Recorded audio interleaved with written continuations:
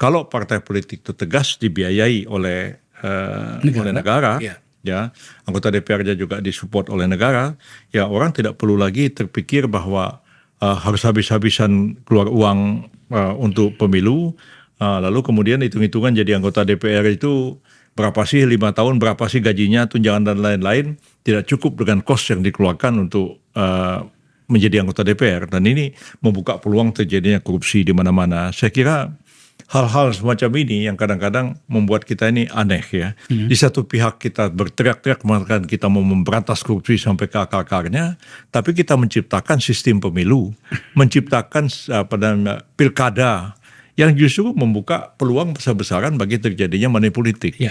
Nah ini sebenarnya cara-cara berpikir kontradiktif seperti ini memang harus kita tinggalkan. Dan saya yakin orang seperti Pak Prabowo, presiden kita itu kan orang sangat rasional, dan pikiran sangat tajam, dan kadang-kadang keras pikirannya itu. Nah kalau tekad beliau untuk memperbaiki negara ini, membangun sistem politik yang betul-betul demokratis, dan saya kira para menteri yang menangani bidang ini, kalau saya memang beliau udah terang-terangan kan mengatakan itu Profesor Yusril itu Anda yang harus mengurus ini, ya. Bagaimana memikirkan sistem politik kita yang lebih demokratis, jangan sampai kata beliau, ya anggota-anggota DPR kita itu ya hanya terdiri dari orang yang punya duit.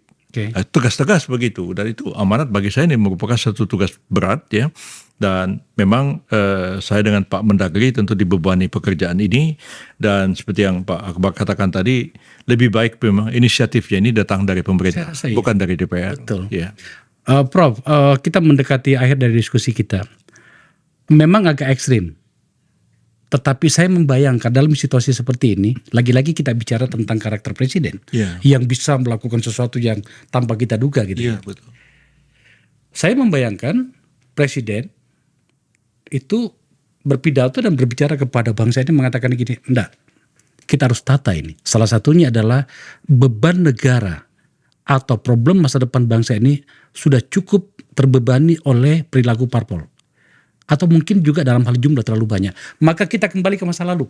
Apa itu? Seperti yang dilakukan Pak Harto. Fusi. Apakah kira-kira dimungkinkan dalam situasi ini?